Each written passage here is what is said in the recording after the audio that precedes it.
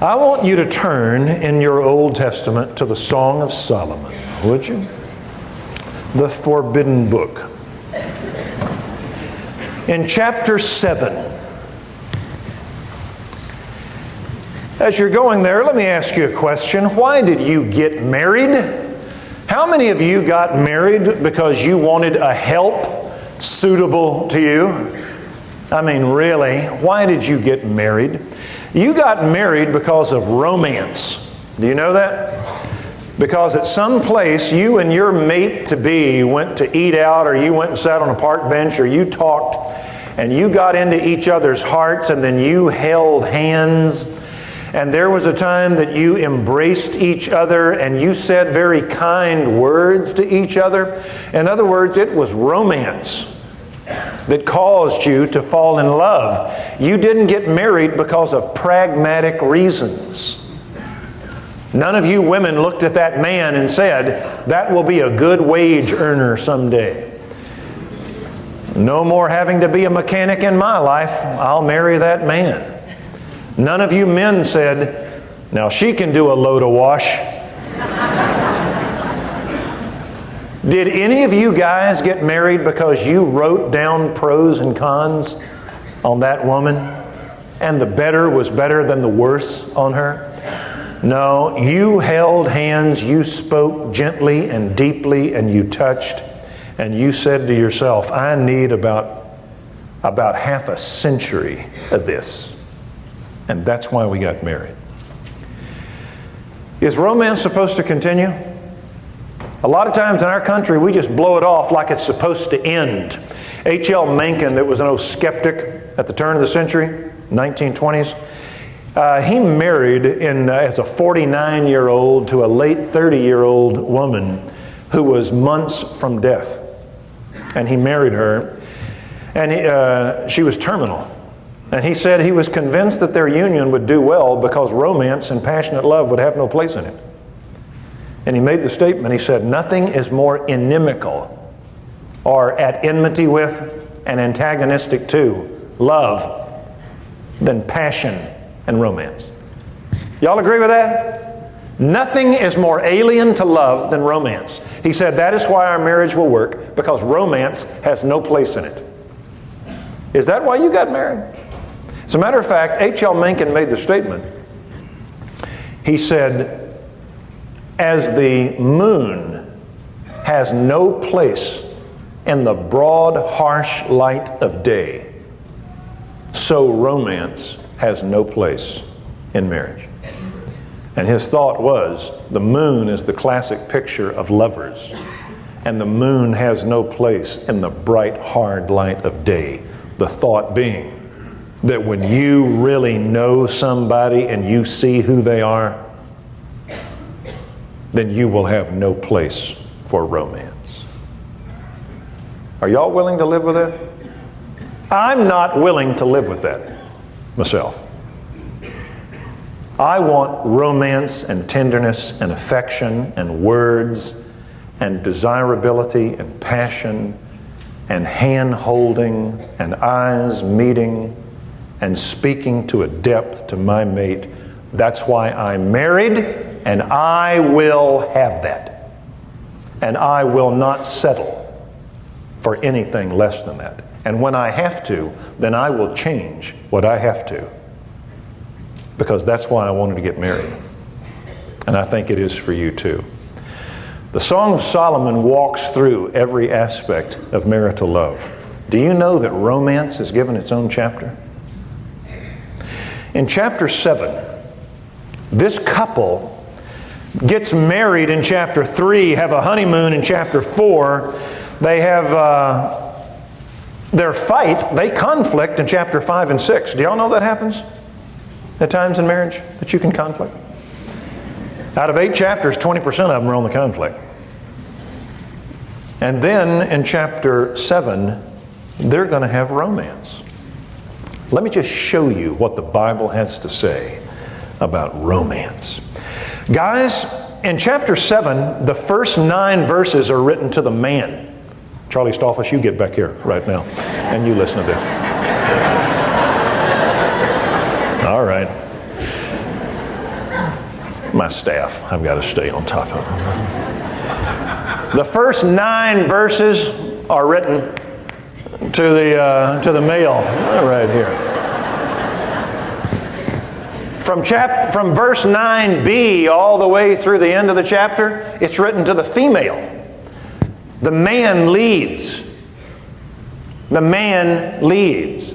The man leads. Did you get all that? The guy leads in this. We always think of romance as being a woman's domain. The man leads. And fellas, he's going to put his hands on her in about verse 7. Don't look at it yet. Look up here. All right. He's going to put his hands on her in verse 7. But he's going to tell her, he's going to speak to her for about 7 verses. Fellas, that's where romance begins. It's what you say. The most provocative sexual organ on a woman is her mind, and it's what she hears from you.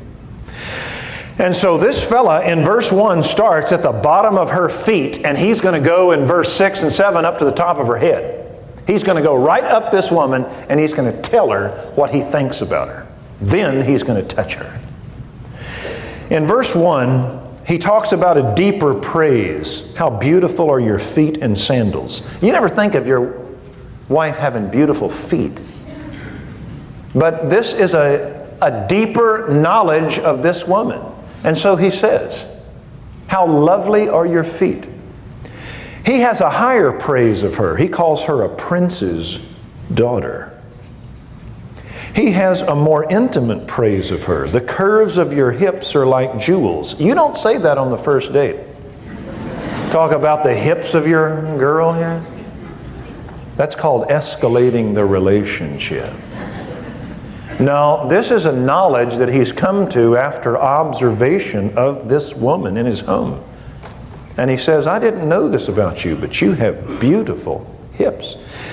And then in verse 2, he goes from the physical beauty of this woman, now he goes to her character. Fellas, let me help you with verse 2. Your navel's like a round goblet that never lacks mixed wine, and your belly's like a heap of wheat. Let me help you right there. We've had marriages break up over that verse. The seat of emotions in Israel, the Jew didn't speak of the heart, he spoke of the bowels. Paul said, I long for you with the bowels of Christ. When you speak of your wife's navel and her belly, it's talking about her heart. It's not just her beauty, it's her character. And he says that her character is like wine and wheat, the best wine, the finest wheat. In Israel, you got wheat and wine in the spring and the fall, and that's why you had the feasts of Pentecost, the grain gathering, and Tabernacles, the grape harvest. And you celebrated because God gave you the early and the late rains and blessed your country.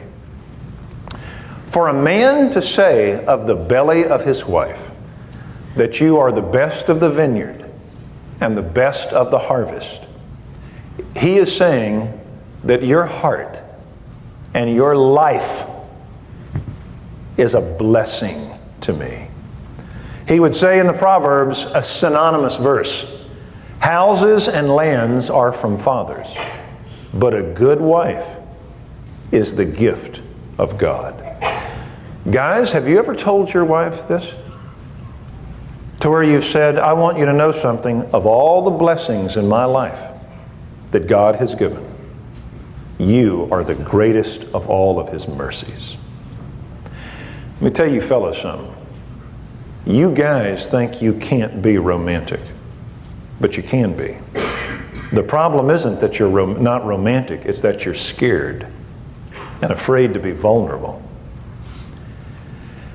I'll make you a bet that you're so romantic that you guys can't look into the eyes of your wife for 30 seconds. Looking away 30 seconds into the eyes of your wife. And you can, without ever looking away from her, begin to thank her for being a wife, a mother, a friend. Does she have faults? Sure, we all do. But you look right past them and you tell about the things that have blessed you in her life. I'll bet you can't go 30 seconds that you're going to do what guys do. You're going to start squeaking. You ever seen a guy do that? Honey, I just want to say to that guy. And that's what you're going to do.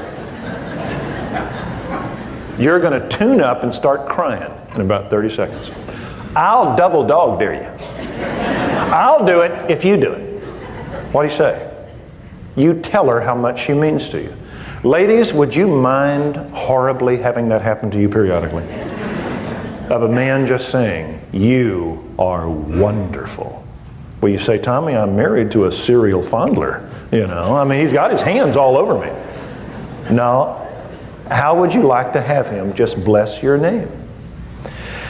And in verse 3, it's interesting, but as far, he goes right up his wife's body to her breast, and the very thing that he said to her on their honeymoon night, that your breasts are like two fawns, twins of a gazelle, that's the gentleness by which you approach your wife, and the tenderness. Fellas, he said the same thing to her later on in marriage that he said on the honeymoon night. We men tend to be tender if we're going to be on our honeymoons, but then, you know, we just become gropers.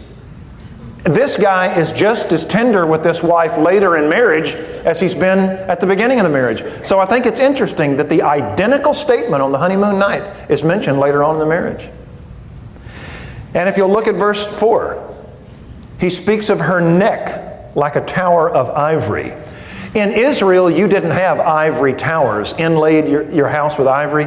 As a matter of fact, Jeroboam II did it and was judged by God for his materialism and ostentation. To say that to your wife is saying, you are one classy woman. You are a exquisite woman. You are a delightful joy of a woman. That's what he tells her. He says, your eyes are like pools in Heshbon, by the gate of Bath Rabbim. Rabbim was a city by the Dead Sea, and it was hot and low and dry, and pools outside of that gate were considered places of great delight. He looks into the eyes of his wife, and he says, in a harsh, cruel world, you are my greatest delight. Whenever I travel and have to go out of town, which I have to do usually about 12, 13 weeks on a Friday and Saturday, I call home. And you know what? I love just to hear her voice. If I can hear her voice. My wife's eyes are like pools in Heshbon. Just to look at her. I'm home. It's a refreshment. Have you told your wife this? How about verse 5, or verse 4? Let me help you right here. Your nose is as the tower of Lebanon that faces toward Damascus. In Israel, whenever you came down to military foray against Israel, you came from Syria. You came from Damascus. You didn't come from the south, the sea, or the wilderness. You came from the north. The Tower of Lebanon was always facing the enemy. To say to your wife that your nose is as the Tower of Lebanon, ladies, what that means is that a man is saying to his wife, you are faithful. Guys, if you have a wife that's like this, that you're never worried about being eliminated from any area of spirituality because of the character of your wife or the lack of character, I hope you tell her that your nose is like the Tower of Lebanon. Your face is always facing the enemy. Have y'all told your wives this? And ladies, let me give you a little application on this. The greatest point of male pride is for a man's pride in his wife. I don't know if you know that, but it's a guy thing. If I'm going to really compliment my man Charlie Stolfus down here, the way that I compliment him, it's a guy thing, as I'll say this. Charlie, how did some tick-bit fella like you ever get this woman to marry him? You know what Charlie will do? He'll go, yeah, I am more homely than you know. Am I right or am I right? Because what I'm doing is I'm exalting your crown, aren't I, Charlie? And I'm thinking, you must be a great man for that woman to marry you. Now, ladies, we want to be proud of you. And fellas, if you have a wife that has made you proud. Now, there is a verse about a wife who hasn't. The Bible says that a bad wife is like rottenness in the bones. She is bone cancer. That's how painful it is. But fellas, if you have a wife that is a good woman, then you tell her that. I never worry about someone discrediting me because of you. Thank you. And in verse 5, he now goes right to the top of her head. And he says, your head crowns you like Carmel. In Israel, Carmel was at the north of the country. It's the Golan Heights. And it crowns the country in beauty. Your head crowns you like Carmel. Your flowing locks are like purple threads, meaning nobility.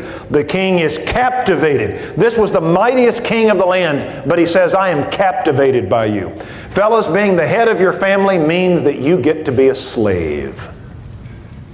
I am enslaved by you. Your wish is my command. My money is yours. My job is yours. My chief delight is to make you happy. Why are you like that? You are so lovely. I am in bondage to you. Do you tell her that? And in verse 6, with tenderness now he says, how beautiful and delightful you are, my love, with your, and the word charms is the word softness. The softness of this woman is his delight. He treats her with such gentleness. So fellas, let me just stop right there. Do you see what the Word of God says a man should be after the honeymoon night? Romance is not seen as something that you mature out of and you grow out of. Romance is not something the little uneducated guys do, and then when you get older you become wise and boring like the rest of us. Matter of fact, you know what the term romantic means? The language of the day in the Middle Ages was Latin. And at times, in different areas, the Latin would have a derivation to what was called a vulgar language or a colloquial tongue that was it wasn't Latin, but it was Latin-like. And thus it was called a romantic language. And so in very formal things like the Mass, weddings, signing different documents, you use Latin. But in the area of songs, joke telling, plays, you spoke in a heartfelt sense about things. And it got to be that the term romantic was something that wasn't just formal, that it was visceral. It went deep into you. And guys, that's what a woman wants. Men, and this may be I don't mean this to be a bad illustration, men get hooked on pornography. Not generally, women don't. Women are not that visually oriented. They tend to be disgusted by it. Women get hooked on romance novels. Women get hooked, God help them, in chat rooms where somebody connects with her at a depleted area of her life in tenderness, disclosure, and romance. So fellas, it's a valid need. And God has provided a valid way for a woman to get that valid need met. And that's by a man who is what's called a husband. And he husbands, nurtures, cares for his wife. And he goes deep and tells her her beauty, her character. He appreciates her, thanks her. Solomon said, you do it publicly in the gate. Many daughters have done nobly, but you excel them all. Well, in verse 7, 8, now he goes to sexuality after all of these other things have been laid. And he says, you're like a palm tree. Your breasts are like clusters. And I said, I'll climb the palm tree and take hold of its fruit stalks. Hello. Son, that's why we turn the air up in here. Does that sound erotic? You don't know how erotic that is. Because in Israel, the date palm was considered so precious that you would fertilize with it. And you would climb up a date palm, you would take the fruit stalks. You would go up another date palm, and you would play the part of the bee. And you would pollinate that palm to assure the fact that it would bring forth fruit. This man wants to climb and inseminate his wife. Let's go to the next verse. Thank you. You're saying that's in the Bible? That's in the Bible. Now a man says, I've been wondering when you're going to get to that point. Yeah, this is pretty racy. But fellas, you don't get to jump to verse 7 and 8 first. You've got to start with her feet and go right up her to how wonderful that she is. I know that she has residual wonderfulness in her because that's why you married her. Well, in verse 8, may your breasts be like clusters of the vine and your mouth like apples. So this man is passionate. Well, in verse 9, your mouth is like the best wine. Now, in 9b, we go to the woman. The woman takes over the conversation, which frequently can happen. I didn't say anything. The woman takes over the man's conversation mid-sentence. And she says, it goes down smooth. Sound like a commercial, doesn't it? She is spoken of as the best wine, and she says it goes down smooth. This is not a bitter, old biddy to her husband. I asked my wife once, I said, men, when they get older, they get shallow, because that gentleman is our occupational hazard. We get old and we take them for granted. We use them. They're our mothers, our mistresses, our cooks, and our maids. And the real visceral area of thank you and I love you and words and touching and notes and kindness, we get busy about our careers. And I said to her, what's the occupational hazard of a wife? And my wife said, our problem is that we get to be inflexible, old, cold, uncreative biddies. And our husband puts his hands on us and we forget how to be responsive and exciting and sensual and erotic and all of those good things that never get talked about anymore, and just leave that man as frustrated in the area of the physical as we are in the area of the emotional.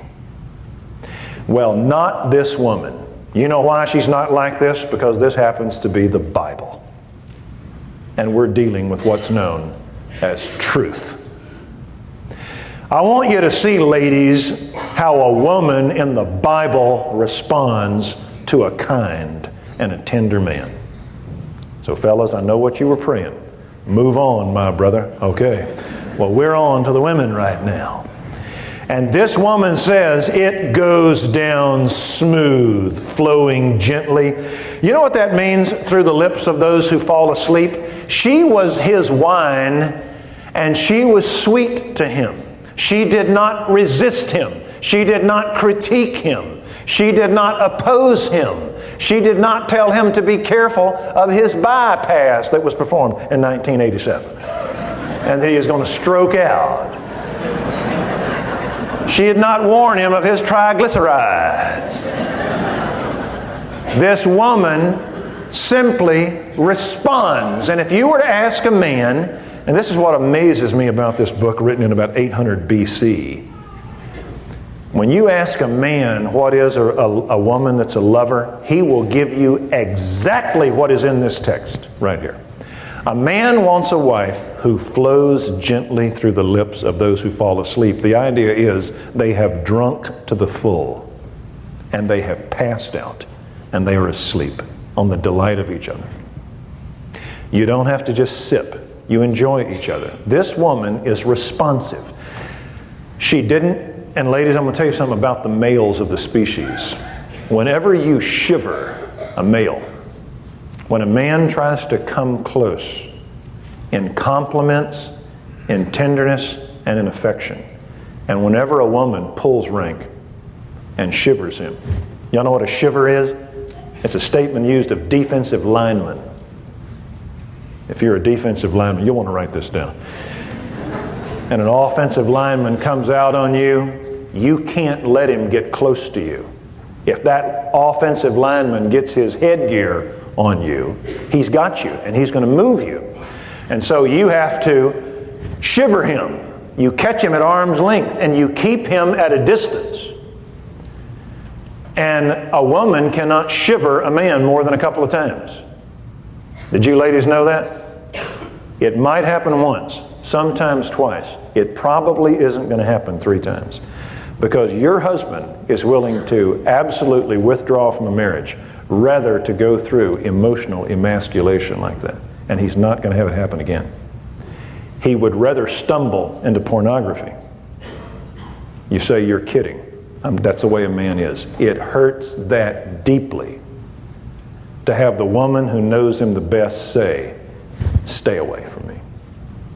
That is a pain beyond excruciating when that happens.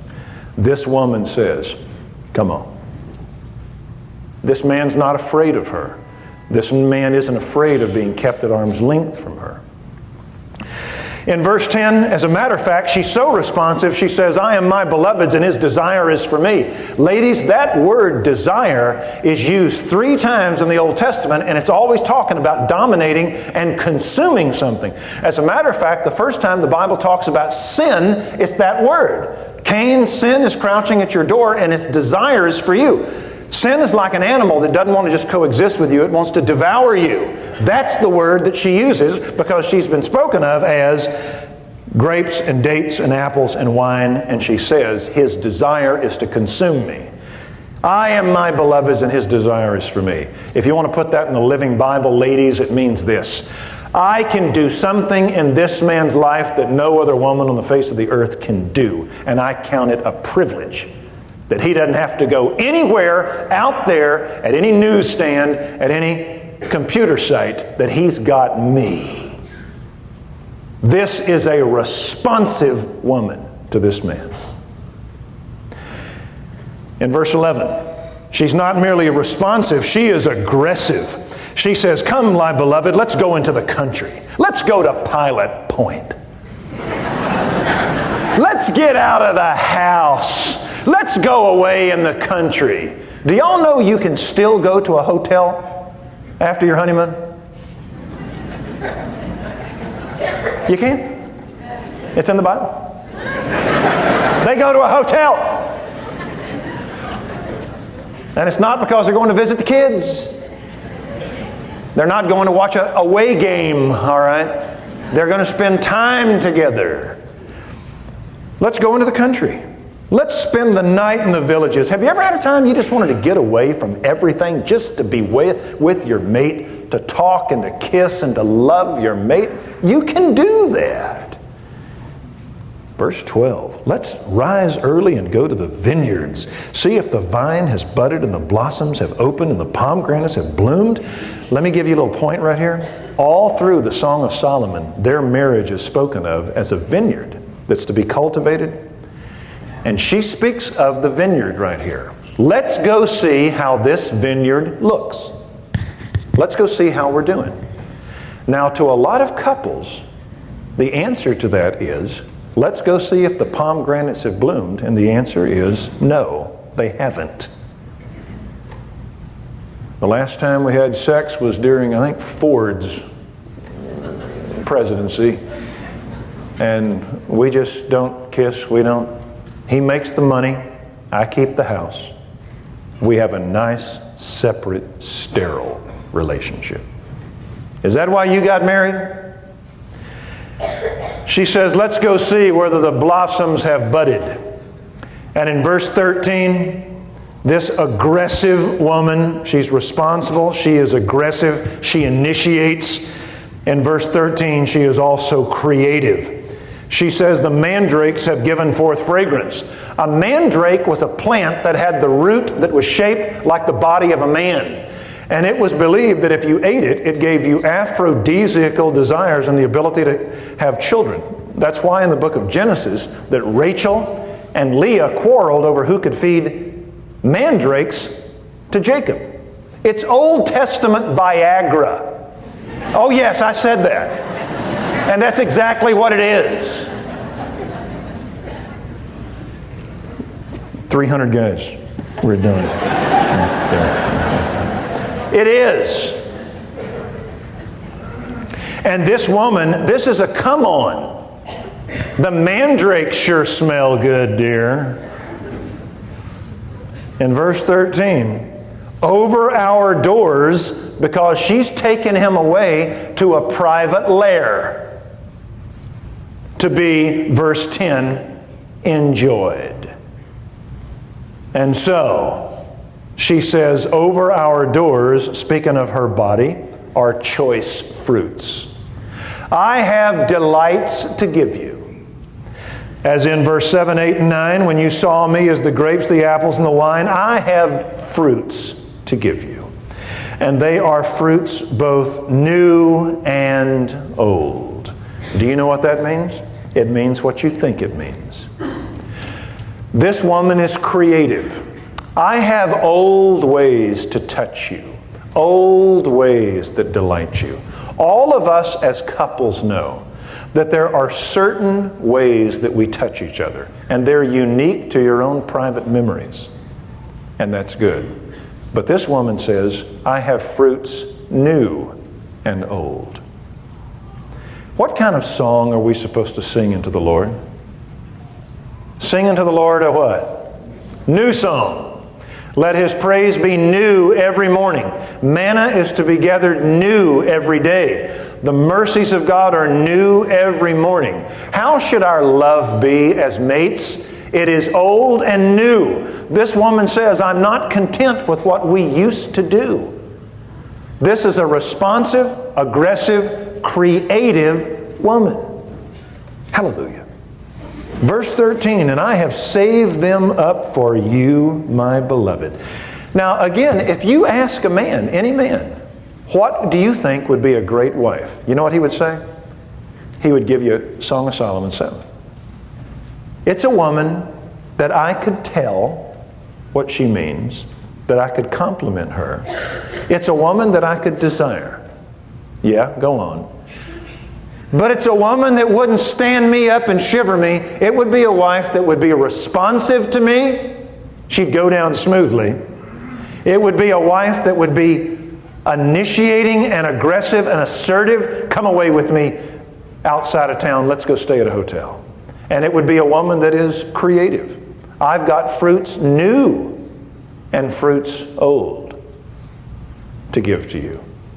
See, this man goes deep in his compliments. This woman goes deep in her responsiveness. This is what makes a great marriage. And people, too, have to play at this. You can't expect, fellas, that woman to be an exciting, sensual woman to a man simply that leaves her cold.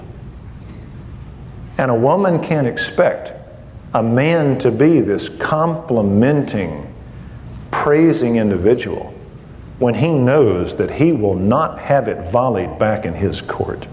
Because you get a guy who says 1 through 6, he's going to start doing 7 through 9, unless he's dead and dying. And he's not going to do it to a wife that just won't catch. That's a fact. In chapter 8, verse 1, we're about done. Y'all want me to stop right here? Guys, what do you think? No, go on. I think this is... I always love when you teach the Song of Solomon in a conference. The first session is always about the men being leaders.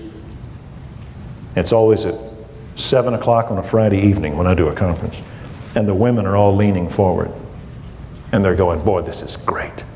And the men are all in the chairs like this. They're thinking, I'm paying for this? This guy's beating me to death. This session is always at 10:30 on Saturday afternoon, or Saturday mid-morning. And on this session, the men are all leaning forward. Amen. Amen. And you can see them talking to their wives. This guy's great. This guy's great. God's hand is on this man. In chapter 8, the woman is not merely responsive and aggressive and creative. She is spontaneous. You know what she's going to say? She's going to say in 8:1-3 that the sexual conventions of Israel are too narrow for her. She's more amorous than her Jewish culture will let her be. H.L. Mencken once said about Christians, he said, a Puritan is someone that is afraid that someplace, somebody is having a good time. And you know what's sad? That's true a lot of the times. Well, this woman is a spontaneous woman. And 8:1, oh, that you were like a brother to me who nursed at my mother's breast, and if I found you outdoors, I would kiss you and no one would despise me. Remember, Charlie, whenever we go to Israel, if you're ever there with Melanie and you can't hold her hand, right? Because all the old Hasidics will come thump you on the head, because that's considered improper. So if Charles is with Melanie, he can't hold her hand in public or put his arm around her.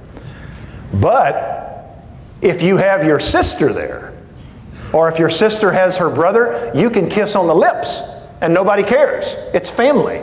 She says, I wish you were like my brother, that I would find you outdoors and I would kiss you on the mouth. That's the Hebrew. And in verse 2, I would lead you and bring you into the house of my mother. And something amorous is about to occur right here. At the end of verse 2, it's speaking of her body as a vineyard, and she said, I would give you spiced wine to drink from the juice of my pomegranates. That's as arousing as you want it to be. Now, I want you to notice a statement here, ladies. You see verse 2? I would lead you and bring you into the house of my mother. And you notice that little clause at the end? Who used to instruct me. Ladies, do you know why it's believed that she puts that in there under the inspiration of God? She is letting all pious women know that this kind of responsive, aggressive, creative, spontaneous passion in a woman is how godly, biblical, literate women do. Because the knee-jerk reaction of a lot of women is to say, how ungodly. No, ma'am. This is called biblical orthodoxy. How fundamental are you, ladies? How fundamentalist are you? And in verse 3, let his left hand be under my head and his right hand embrace me. That is the position of passion. And Solomon adds here in verse 4, I want you to swear, daughters of Jerusalem, don't arouse or awaken it until it pleases. You can't command this. It has to occur in time. You can't go home and start demanding that this occur. What you do is you love your mate and let time develop it. See, I know the way you guys are thinking. I'm going to go make a 4-foot copy of this and post it all over our house. No, you don't do that. It grows in time. As we dismiss here, I want you to write down very quickly 12 things. All right? Nobody's playing today. Nothing to go home to. If you're going to be romantic, number 1, write this down. Be righteous. You can't be romantic where you are not righteous. Righteousness, or the lack of righteousness with romance, is considered manipulation. To try to send flowers and stuff to someone that isn't kind to their mate, that's considered manipulation and buying them off. So some of you guys here, some of you girls, you can't be romantic because you've just been so harsh. First, you're going to have to apologize And then start being number 2, be courteous. Nothing is more amorous than courtesy. To treat somebody in a princely or a princessly way is the way of the court, and that is called courtesy. That's why they would teach little girls to courtesy, to treat somebody with nobility. So be righteous. And then the outworking of righteousness is called kind treatment to a human, which is known as courtesy. How you speak to them, how you listen to them, how you talk to them, how you respond to them. That's courtesy, civility, manners. Number 3, be vocal. Say the words. I love you. You can say that.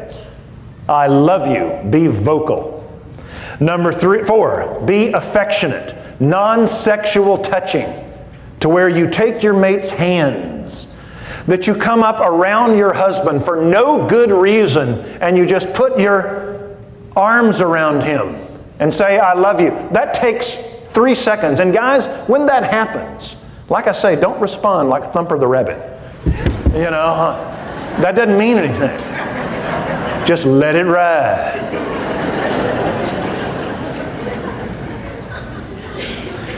Number 5, be thoughtful.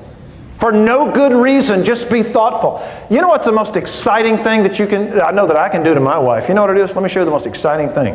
It's when I walk in the door and do this. Guess what I got?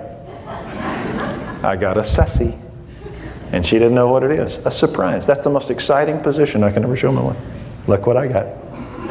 I'm just being thoughtful. I may be at Skaggs or Albertsons, and I bring home one of them little 99-cent plants.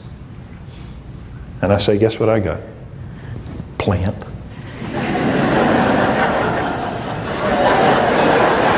Be thoughtful. Be appreciative. To say thank you to that husband who works out in that pit that gets downsized and fired and lied to and cheated and they don't pay him, or that woman that does what she has to do. Thank you for being like you are. Number 7, to be honoring to your mate publicly. In public, to say, my husband, to publicly boast. Say, do you know what my wife did? Put this down. Number 8, be creative. Think. Surprise is always more well received than merely being efficient. If I greet somebody in our church in the foyer, they think that I'm an efficient pastor. If I greet them in the parking lot coming in, they think I'm loving. Spontaneity is always regarded and creativity more than efficiency. I have his right to share this. My youth director for 10 years was Keith Chansey. On one occasion we went jogging and Keith's picking up the pace. And I'm saying, why are you running so fast? He said, I got to get home. I said, how come? He said, Karen wrote me a note. I said, Karen's always writing you notes. He said, she wrote it in lipstick on the mirror.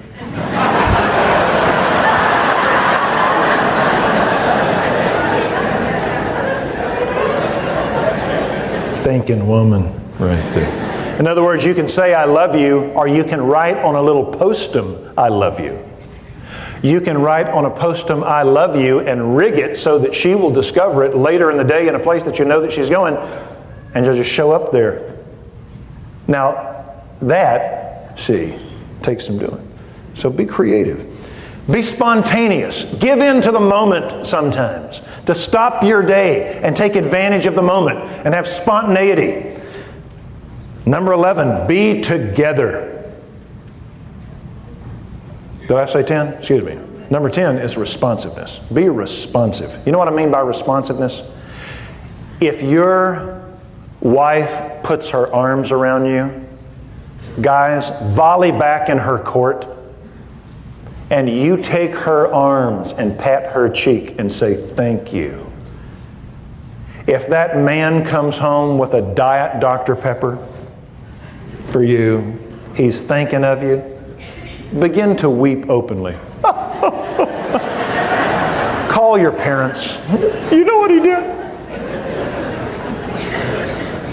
Volley back in that court. Nobody can play this game by itself. It doesn't play well by itself.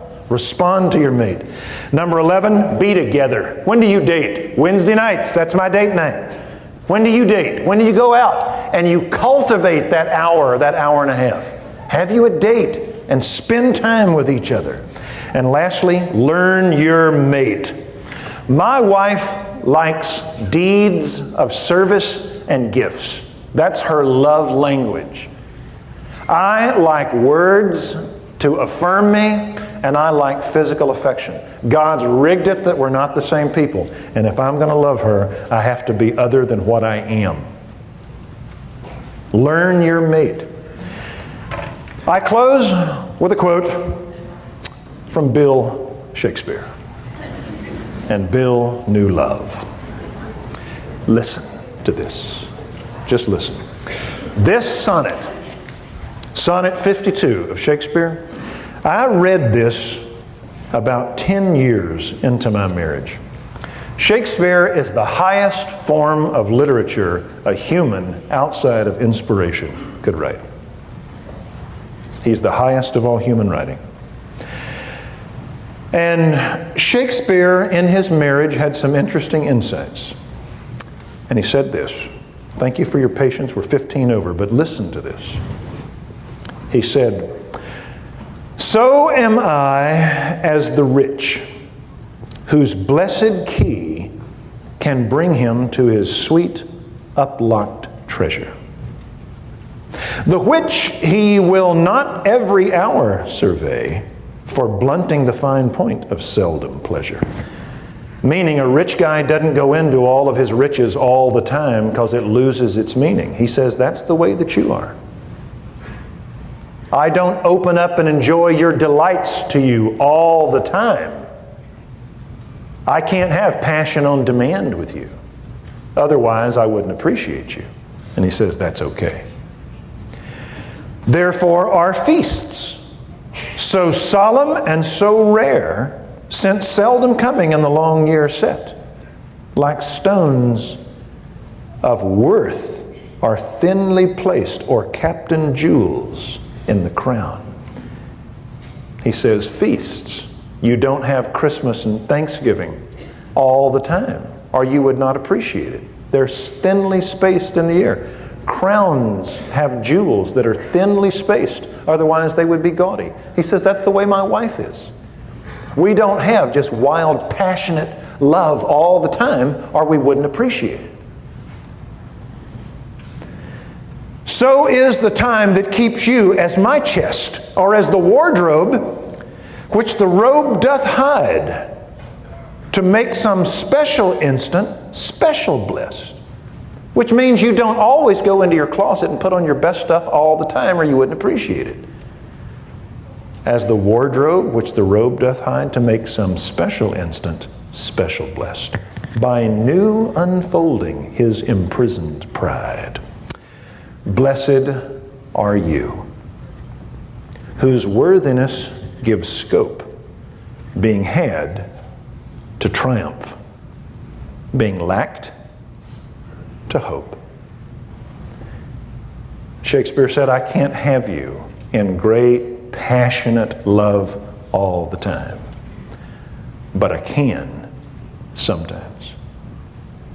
And so you build your marriage like a hearth with righteousness, courtesy, affection, and then that's the setting for the kind of love to occur that we all dreamed about when we were single. Lay the foundation of it. Pray with me here. Father, we thank you for a morning of study into an area that contradictorily enough is the area that sees the thoughts and the minds and the dreams and the passions of most of us in our entire early developmental years was the love of a woman and the love of a man. And that thought crowded its way into our imaginations hourly. And then we get married. And that which is our driving passion now becomes something that is never, ever discussed just fretted over and despaired over. And so I pray that we men, from the very bottom of her feet to the top of her head, for her beauty, her character, and her desirability, in that order, could compliment and praise and desire our wives. Who would be like the sweetest of wine, not bitter, not refusing, not turning that open-armed attitude into a time of pain, but who would respond and would take a pride in that they can meet a need and a delight in us that no other woman can make. And as Solomon said, do not arouse or awaken this until it pleases. We can work at this, but it will occur in time. Give us that diligence, Lord, to be kind to our wives and them to be responsive and delightful to us. And as two play this game, it can be a marvelous match. And we'll ask this, Father, in Christ's name. Amen.